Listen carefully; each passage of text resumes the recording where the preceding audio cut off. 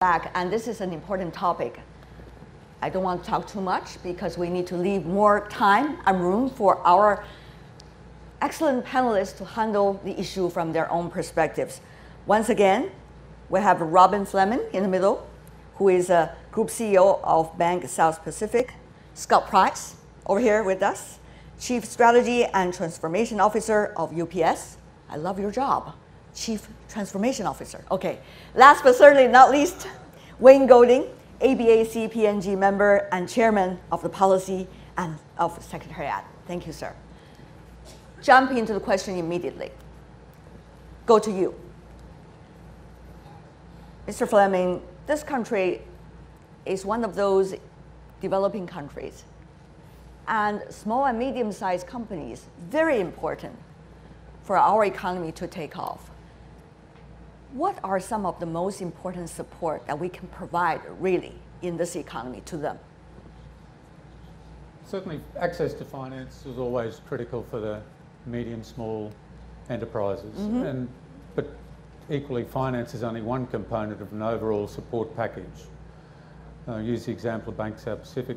We have a number of products for our micro, medium, small enterprises and various levels. In the micro, it may well be for people at a lower level, perhaps access to finance of up to 1,000 kina who are involved in agriculture. Some of the small businesses are predominantly going to be in the urban areas, and then you've got the smaller corporates who have access to finance via more traditional means. But the access to finance, so it's only one component. You've got to be able to facilitate their own business activities. And what does any business rely on? It relies on good infrastructure. The infrastructure is power, telecommunications, capability to deal effectively with the regulatory authorities, and those regulatory authorities are going to be the institutions responsible for registration of companies, institutions responsible for tax collection, and have them all aligned to a process which makes it easier for people who are many, many times just starting up their own businesses and are quite often also only contributing their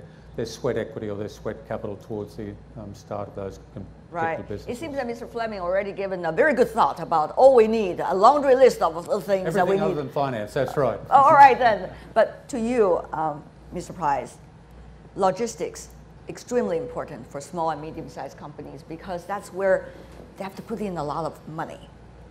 And in the world of globalization, this is what's required of them. So what can be of support to them from your perspective? Well, you know... the ecosystem, as they say. Yes, so technology is changing the face of small and medium-sized businesses. And, you know, if you were to... Our business, so UPS, moves roughly 3% of the world's GDP every day, 24 hours a day.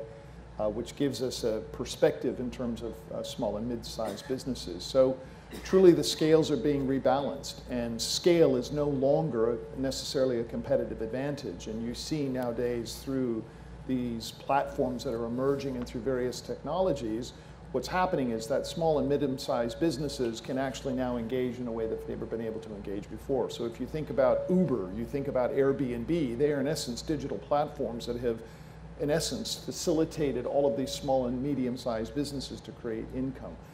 So we see that happening everywhere. You see that through the area of e-commerce, which is one that is particularly impactful. So the estimate is by the year 2025, the value of e-commerce cross-border, the movement B2C, so businesses to consumers, will be about $1 trillion by the year 2025.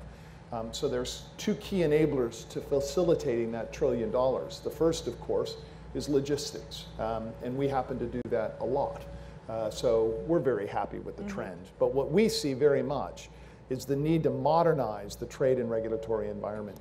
It is very unbalanced as you think about things like de minimis, if you think about data flows and the sorts of things that facilitate a small business to be able to access consumers in another market. All of that needs to be modernized, and I think there is an important role, again, for this public-private partnership, which is in the entire intent of the APEC CEO Summit and the leaders' meetings, is to be able to ensure that this particular topic, businesses have a pulse of what's happening and what's moving quickly, and it's an area that certainly UPS talks about a lot. Right. So we got financing, an important player, in this process, and the upgrading of the system, as you argued. Of course, logistics is part of it. Well, Mr. Goh, what about that?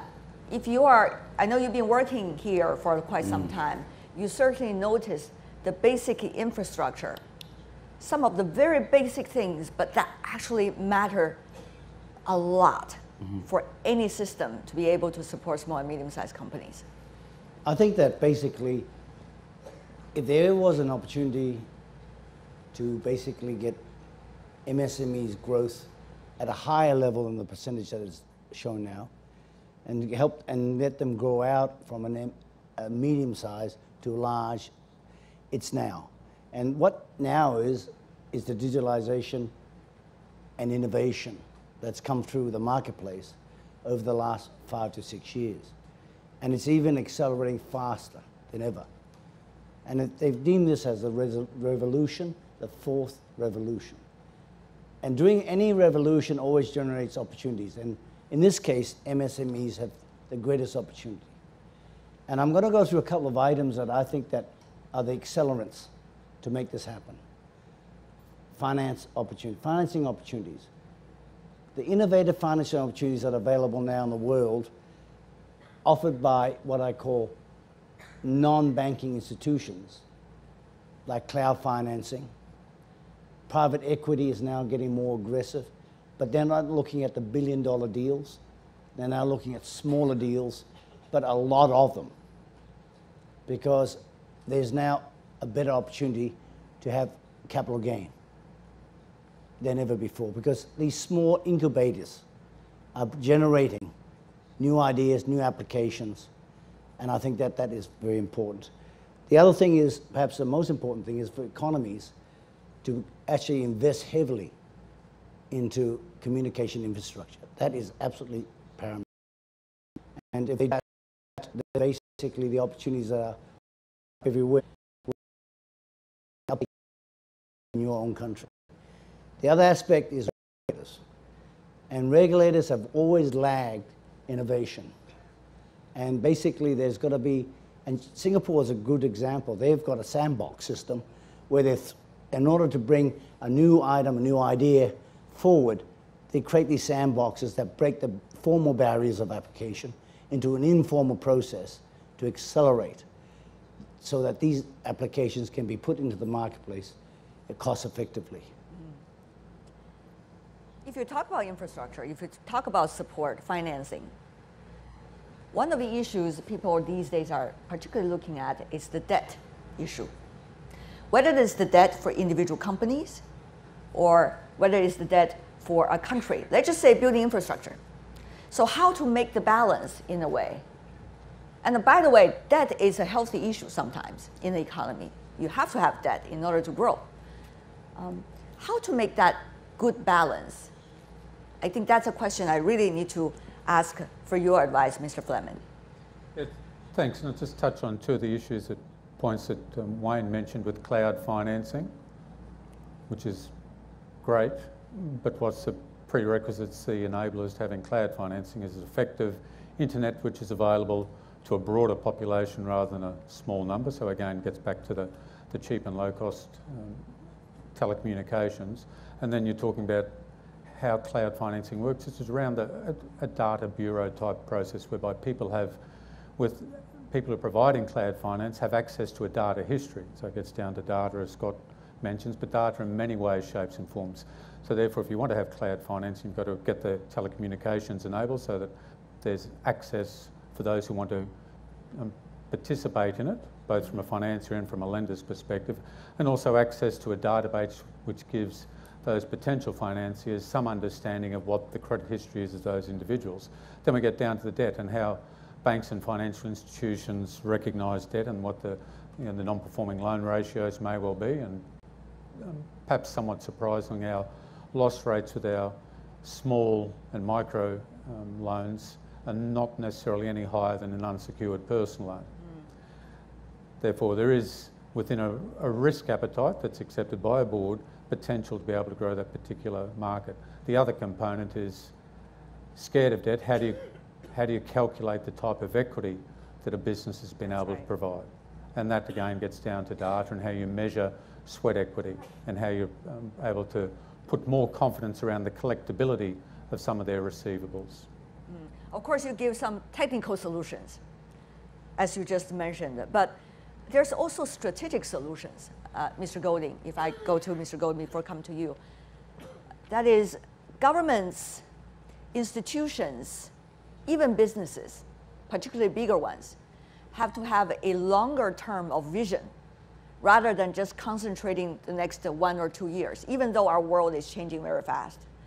So how about that balance, that we have an immediate policies to support, but we also have particularly infrastructure. That's a long-term vision thing to make it happen so that small and medium-sized enterprises can really prosper with the very basic ecosystem. Government needs to provide the infrastructure. Private sector can't, not of the scale that we're talking about.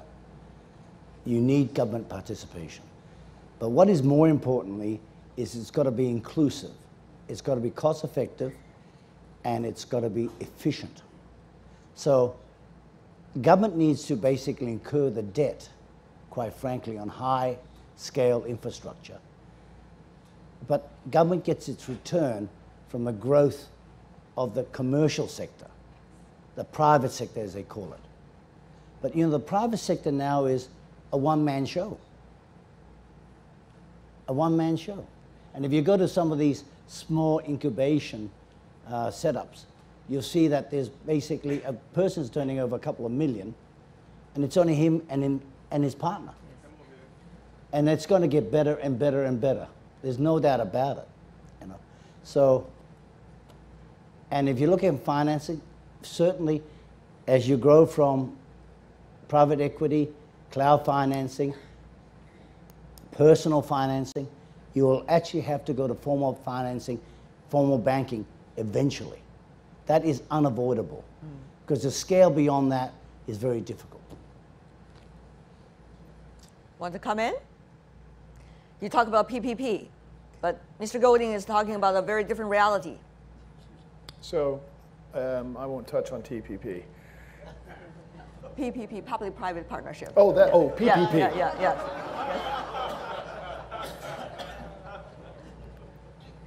Quite a nice setup there, thank you. Yes.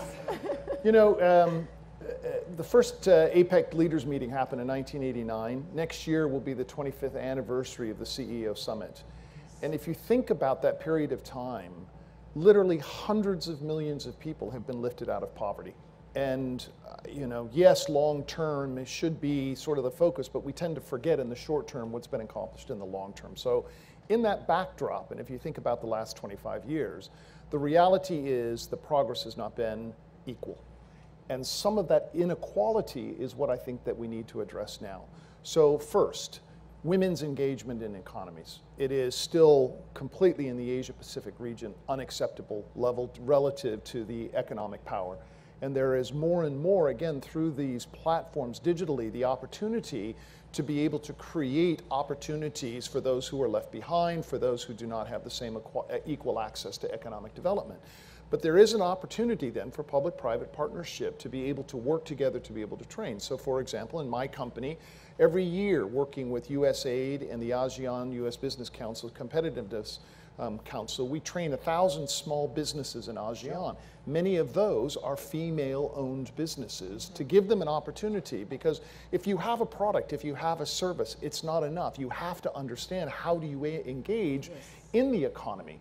And those platforms have created a little bit more of a level playing field, but they still need help. And I think it's that focus upon how do we now focus some of this energy of the PPP into areas where we can start to help balance some of the inequalities. Because I think there's a general sense that the wealthy have become wealthier, unequal necessarily to the rising tide for those who feel left behind. And I think that is the root cause of some of the nationalism and populism that we're seeing emerging in many of the political decisions over the last 3 to 4 years. Agree? Yes, agree. And it's important for business to be able to look at how they can develop future profits. And at times, a business cycle can be very 12-month focused. And generally speaking, a business will concentrate on particular sectors and particular activities which have generated the most profit. But it can become a relatively small pool if you're only reinvesting in those who've delivered you the profits of the past.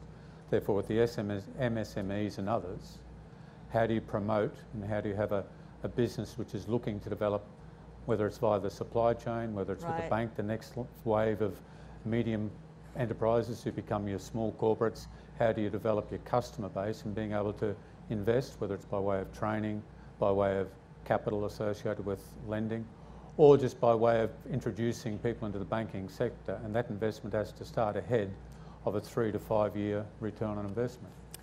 You know, we've been hearing a lot of talking points from the three of you. Those are all wonderful, and we need to do them. But I think the most important question is how. Because when we try to provide the answer to the how, that's where the challenges are coming from. And that's why this panel become interesting. So let me go to you about the how first, about the banking. Earlier, we have the argument coming from our UPS friend suggesting more inclusiveness. For example, female entrepreneurs. For example, those are not necessarily advantaged, but rather disadvantaged in the society. So how, from the banking sector, the financial support, be able to provide to them so that they could have a sustainable growth for the next few years to begin with, to let them have the confidence to grow? I think that's a big question that many of you sitting here are coming from multinational companies, but also there are some coming from small and medium-sized companies as well. So I'm sure they're all ears listening to your suggestions. Something to share? Yeah, at its most basic level, we've got a structured program of financial literacy whereby we have over 40,000 people a year going through some basic financial literacy training. From a gender-based perspective, probably around 55 to 60% of the participants in that financial literacy training are females. Now, the argument may well be put forward that the reason that they're females is because some of the men are in the formal workforce, but that aside, there's still a high preponderance of the high proportion of the financial literacy training for females. We also have 27,000 customers in our SME sector, which from the stats that PwC provide is close to 55% of the MSME population in PNG, and we also have financial literacy training for people in that MSME sector as well. So we do go through a process of being able to be inclusive. It's possibly more around not allowing any biases to influence how you're going to be dealing with people. So it's a negative bias, so that you don't prejudice against anyone. And certainly some of our more successful MSME customers that we do promote nationally have been female. All right. Many of the numbers you mentioned are dry, but if you look at the numbers, who's behind these numbers? The real people we are talking about. Certainly that's also going to make a huge difference. Coming back to you, Mr. Price, what about the how to the questions you raised about what needs to be done? Well, you know, if you look back 20 years ago, there was this wave of social responsibility that many large-scale corporations adopted, where they talked about giving back into communities, the role around sustainable growth, the support of the communities in which they did business, their responsibility to support small businesses, women through procurement, sourcing, hiring, et cetera. And at that time, it was basis maybe external pressure. The reality is that more charitable approach is being replaced with an existential need to stay relevant. And the fact is that, you know, my job as a transformation, and it is a great job, by the way, you're right, is very much relevant to the fact that if companies don't disrupt themselves, they will be disrupted, and they will be disrupted in many ways unexpected through small, medium-sized businesses and the role of technology. So the whole idea of how you do that, I think, is very much steeped in diversity. So many companies chased what I call technical diversity, diversity of gender, diversity of ethnicity, et cetera. It's technical diversity, it's what you can see. But what's becoming more clear now is that you need diversity of thought and experience to be able to truly protect yourself. And that is much harder. I sat in a meeting yesterday where the average age is probably more like me. And there was a guy who sat in the room and he said, you know, we need some young people in here. And I went and talked to him later and I said, well, how old are you? He said, I'm 40. I'm like, what? 25-year-olds are rolling their eyes, right? And the fact is that companies, large-scale organizations, and I often think that this is relevant to governments, have got to find a way to bring the diversity of thought of that younger generation in without the natural hierarchical path and tenure-based process to be able to create leaders. And it's that whole sense of diversity of thought and diversity of experience that to me is no longer charitable. It's an absolute necessity for large-scale companies to be able to survive. Absolutely, but it's not just creating the transformation within the company itself. It's also about, Mr. Golding, how to create this link between multinational companies, let's just say huge international companies, and local small and medium-sized companies, and make sure the latter is not losing out, but rather be an equal winner in this process. Mr. Golding. You start with people like him, who's a great ambassador for his country, by the way. Thanks. You want big to notice small? You be disruptive. The small needs to be very disruptive. And technology is allowing that to happen. If you're disruptive enough, the big will take notice and the big will take you out. Or they embrace you into their own structure. Expecting the big to come down to you is not going to hurt. It won't happen. Unless there is a need, and it's a special need. Because the big will always deal with big. Because they feel comfortable. They feel product surety is there. Service surety is there. So you need to be very disruptive. And I think that technology is allowing that to happen. And you mentioned investment long, short term. Well, one thing that we have to get used to is MSMEs will fail at the rate of 70% a year. Accept it. It's going to happen. That failure rate is that high. And usually what you find in the younger generation is that now their attitude has changed a lot. How they do their business. Not how you do your business or how the business was done 5 years ago, even currently. How they do business, do it, try it, fails, drop it. And they go to the next one. So society's got to accept the fact that failure or being liquidated is not a bad thing. It's going to happen. Accept it. And now just move on with it and go to the next project. Until they get to a stage where they become disruptive. And that's when they know they've got success. And I think that's very important. And how do you get this disruption to occur? You need to create hubs or accelerators in any form whatsoever. And government needs to look at that, or the private sector needs to create it. Now, if you look at some of the really high-tech success stories in this world, and they so happen to be now worth $1 trillion, they actually set up an environment within their own structure that is disruptive.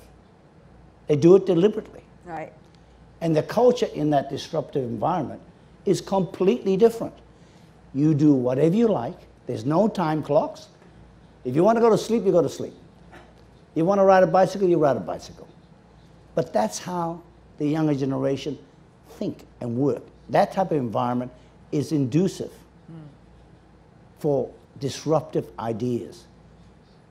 And that's how the big has brought these people in. Because it's more expensive to buy somebody than it is to develop within yourself. And it's really quite cheap. That's a very relevant point. Mr. Price, I want to come back to you about that. Let me pose a question. That you see disruptive small and medium-sized companies being very successful in some of the local market, particularly developing and emerging economies. And at the end of the day, the multinationals, or the so-called larger ones, needs to take a look back at, what have they done right? And how can we in some of the local markets, be able to compete with them. But on the other hand, you also need to work with them. So how to balance that? It's a very interesting question, Mr. Price. Yeah, so, you know, when you said that large-scale companies feel comfortable and confident, and I think that was maybe true 10 years ago. I don't know a large-scale company today who feels comfortable and confident. I love debates It about doesn't panelists. exist. It does not exist. We meet just about every Fortune 500 company there is, and everyone, every company is grappling with the disruption that's happening in their markets. What are you feeling discomfortable about these days? This is where my media training kicks in. I'm going to answer a different question. No, Mr. Price. No, I understand. I think there's probably the controllable and the uncontrollable. So in terms of the uncontrollable, it is just the forward momentum of the role that technology is playing in ways that are unexpected. And I think that, you know, if you think about the whole concept of autonomy and how that is starting to change many, many industries, including mine. If you think about these platforms who in essence are eliminating small and mid-sized businesses because middlemen and resellers and traditional small businesses are being eliminated because you don't need to go through someone, you go through some of these platforms. So for me, you know, as I look over the last, say, 5 years, and you know, I won't mention any names, but you can think of a list very quickly of large-scale, well-known global companies who have suffered dramatic share drops in valuation decreases simply because they have not stayed relevant. And if you start looking at the root causes, and I've done a little bit of research as to what causes this, at the base level, it is a leadership team that is not staying relevant to what's happening in the market, and they refused to disrupt themselves. They refused to adapt. And so as I think about this balance between small and mid-sized company and large-scale companies, the reality is that it used to be large-scale companies had a vested competitive advantage purely based on scale. Today, that's actually becoming a disadvantage. And I think where most large-scale companies now try and balance is how do they create innovative cultures inside companies that in many cases like mine are 100 years old, that have created a culture that is quite traditional. And therefore, how do you create the 1 and 2 person, male or female, I had to say it, Wayne, 1 or 2 sort of individuals that are in laboratory or areas that they can actually backdoor begin to disrupt the company. And that is what every large-scale company deals with these days. Exactly. Mr. Fleming, Mr. Price is talking from the bottom of his heart about the challenge that he has to deal with every day with a transformation officer. What about for companies like yours? I mean, coming from a developing country, and certainly enjoying some history, but at the same time, see this change going on around you. So I think there's a lot of change, and perhaps being a banker, I'm more practical than others. If you're talking about MSMEs, not everyone's going to be the disruptor that's going to bring down Tanubata, that's going to bring down Lager Industries, that's going to bring down any major business. Well, they all started from being small and medium-sized companies. And that's the 2%. The 2% will be able to grow and develop and be the disruptors. But equally, if you want to get a broader base recognition, many of those businesses will be participating in a supply chain. They'll be able to get some more value adding using whether it's access to finance, using its digital technology, what the mutual benefit is, to use that off-coin phrase of what the value proposition. Therefore, if someone's dealing with an multinational, what's the value proposition that they can add to that particular multinational? How are they going to be able to improve their supply chain, perhaps getting delivery there quicker, perhaps being able to find a more innovative way of solving a particular solution as part of the supply chain all around PNG. Yes, you're going to get the 5 to 10%, perhaps you'll be disrupted in key areas, but you want to get a broader based MSMEs, not all of them are going to be disruptors. Mr. Golding, Mr. Fleming is arguing, of course, more people are rather fitting in than so-called revolutionize more small and medium-sized companies. Would you agree with that? Oh, Robin, you make it difficult. there's a place for both. There is a place for both. There's no doubt about it. However, the younger generation, and I deal with some of them, and I actually invest in some of them, I find it really stimulating.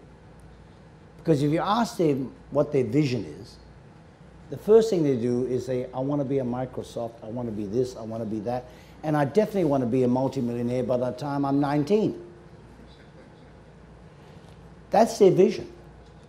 So what happens, and then you'll have the other ones who wants to develop product and quite happy to grow with a reasonable 20%, 30% a year, right? And they're happy with that. And that's another bunch of MSMEs. And they're the ones who print scarves, small niche market products, and it's products. Whereas the billionaires that want to be there tomorrow are the service industry people, the one who provides services and technology advancements and applications. So there's two divides, the product provider and the service provider. Right. The service provider wants to be a billionaire tomorrow morning. There is no doubt about it. And that's what's fascinating, is that if you look at some of the takeouts that have occurred in the world every month, you're talking to guys that set up a business and he's only been in there for 2 or 3 years. His capital outlay to date is maybe 200,000 or 300,000, and yet he's just sold his company for 500 million. Now, he's shaking his head, but these are basically the people.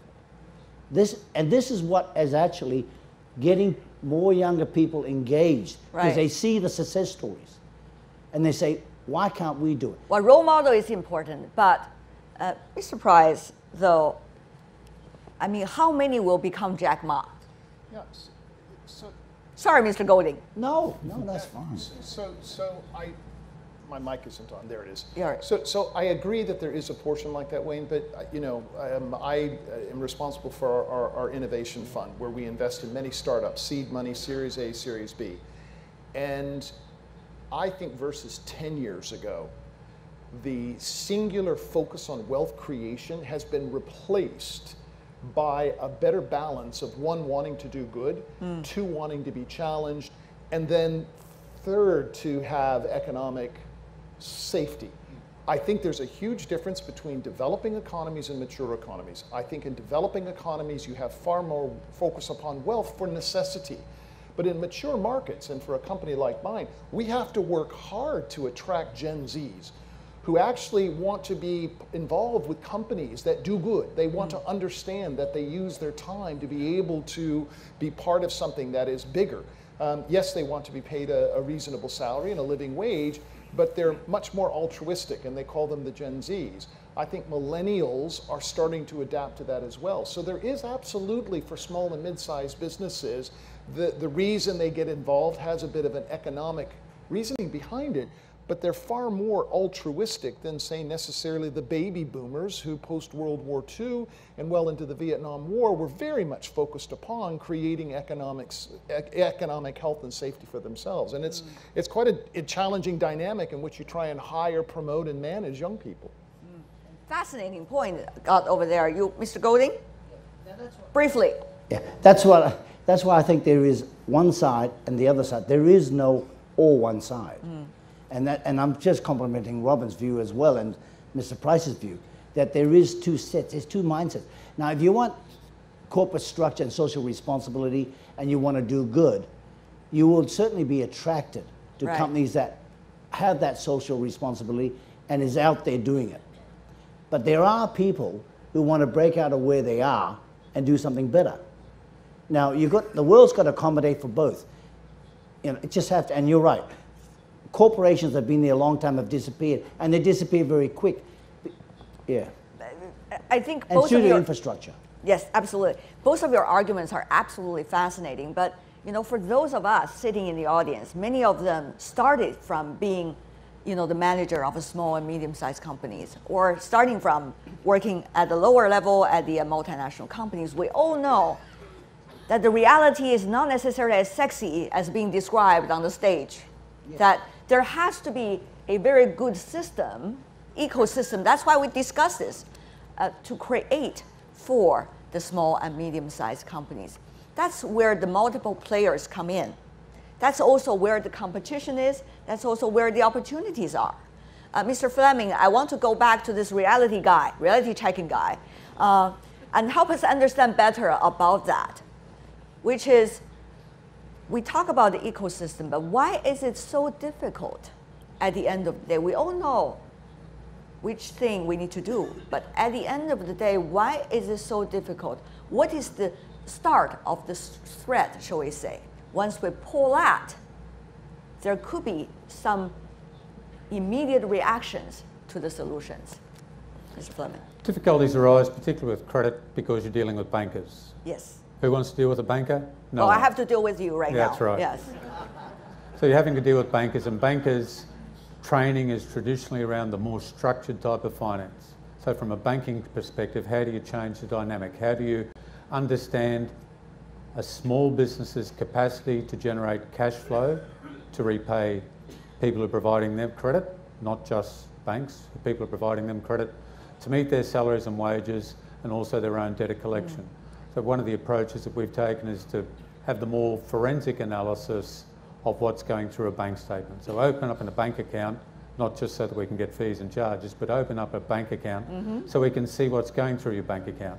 Get out of a cash economy, put it through a bank, so we've got some more physical, tangible review of what a business is generating. Based on that, we're able to provide levels of finance up to various thresholds without necessarily having your traditional P&L, balance sheet, tax returns and the like. We still make sure they're registered for tax, have a tax identification number. So you've got to have, and possibly also there's a price for the risk attached to the product that you sell. So the first and foremost, to anyone that's starting a business, get into the formal economy so we can see what you're generating. So we can put some own, reinterpret that into a banker's context as distinct from a typical banker's review. Mr. Fleming is actually talking about some basic education for those entrepreneurs when they are starting their own businesses. Mr. Price, but things are much more complicated than that, isn't it? And there is very much, people wish one size fits all, but it's not. It's different from one place to another. It's different from emerging economies, developing countries, and developed economies, as you mentioned earlier, Mr. Price. So what about that? That you can't have one size fits all, and yet you need to have some of the basic ecosystem understood and developed in all these markets, Mr. Price. Yeah, it's a good tutorial, actually. I know bankers always scare me a little bit. You know, there is the basics of the mechanics that you have to go through, and I think Robin is correct that you have to go through that process and you have to build it. But, you know, look at the, I get a lot of forums, young people ask me, how do you succeed, et cetera, and I have bad news. Life is not fair. It just isn't.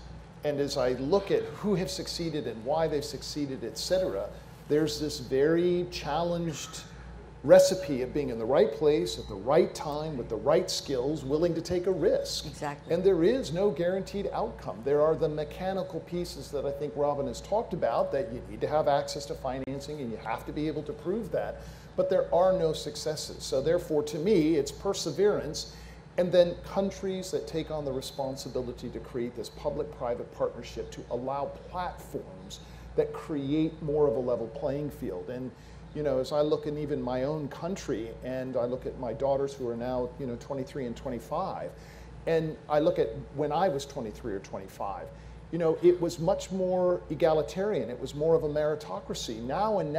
Nowadays, it's even more who you know to be able to get ahead.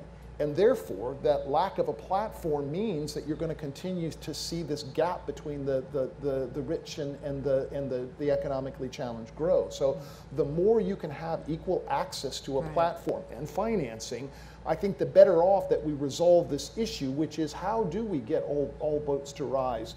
An ironic analogy given where we're sitting right now on a boat, but get all of those boats to ride in an equal tide. I think that truly is one of the critical enablers. We don't want to be the submarines. I beg your pardon? No. Mr. Golding, Mr. Golding, about that, social mobility, that's what Mr. Price has been talking about. But, you know, bad news, that we do see challenges in that regard. That's why we also see complaints about the current system. We also see discontent. So, Mr. Golding, obviously that's also another way public-private partnership should work and has to work. Okay, there's a bit of a shift in Papua New Guinea. And the idea is that you can regulate for MSME growth. And there's policies in play. And the regulate for MSME growth also brings forth the discussion on competition and marginalization. I don't think it's helpful. To regulate for growth on the MSME sector is not going to help, because it actually eliminates competition and creates, in real terms, a cost. MSMEs are more effective and are certainly more productive and certainly a lot more successful if you provide them the platform, which a couple of colleagues here mentioned, so that they can play in and they can work it out themselves. And competition amongst MSMEs and competition amongst corporations or businesses in general is what's brought us the revolution in communication, the televisions that we have, because without competition, it's not going to happen. So I think competition is now a very serious matter, and I think competition is also, if you allow competition to flow, MSMEs will grow. Because competition, regulating to regulate MSMEs and to depress them, they are depressing them. They think they're helping them, they're not. Competition is what makes it happen. But on the other hand, Mr. Golding, there has been talks about whether regulations or regulators are too slow to catch up with the real realities of development. Whether it's about technology, whether it's about business models, whether it's about fair competition in the market. So you have arguments from both sides. And that's why ABAC and APEC generally is now looking at the phenomenon called sandboxes. And sandboxes is the interested parties or the stakeholders in that particular ideal being given an informal playground to deal with what they have, so that we can accelerate the take-up by the regulators so that if you go through the old system, it would not only cost you a lot of money, it takes you a lot of time. The regulators are also in the sandbox. Right. Mr. Price, your input on that? Yeah, so I think the point that Wayne is making is correct, that you do have to create some mechanisms, and I would maybe disagree with you that there's a debate that governments are too slow. They're absolutely too slow. You know, if government was a business, they'd be bankrupt, and many of them already are bankrupt, right? It's the reality that is very frustrating for business, who are working in environments where agility and speed and disruption are in many cases constrained by the lack of a modernized regulatory and trade environment. And so the more these public-private partnerships can work together to create sandboxes or mechanisms to be able to sort of allow these small businesses to sprout and thrive and bring attention to them, I think the better off we are. And then large-scale businesses have an obligation to continue to dialogue with governments, to move forward and to move quicker to be able to get these sorts of modernization programs going. Mr. Fleming, it's also about cross-border. It's not just within our own national territory, it's actually cross-border. So you have even more complication over there, but even more opportunities as well. We see in the Asia-Pacific region, for example, different mechanisms raised by different governments, economies, and to create platforms so that small and medium-sized companies, they can also go cross-border. This is their own globalization. Mr. Fleming, from your economy, from your perspective, how much opportunity is really there for that to happen? What needs to be the ecosystem? Certainly a number of opportunities, and you go back to the regulate versus facilitate argument, and I think that's probably what government should be looking at, to facilitate rather than regulate. Cross-border though, particularly in the current climate, presents a a number of specific issues and challenges when you talk Like about what? anti-money laundering, counter-terrorist financing, the various levels of diligence that have to be undertaken on any transaction worldwide to ensure that the trade flows or those particular flows are not facilitating payments other than trade. So there is a lot of additional diligence, a lot of additional checking that goes on for a lot of cross-border transactions. So you again get some conflicting objectives. We want to facilitate trade, but we've got a lot of other regulations which perhaps are far more intrusive in terms of the types of transactions which are facilitated. It's about national, whether really work well with the regional and even international. It's also about within our own system, whether the old really work well with the so-called the new. Mr. Golding, also briefly from you about that, beyond borders.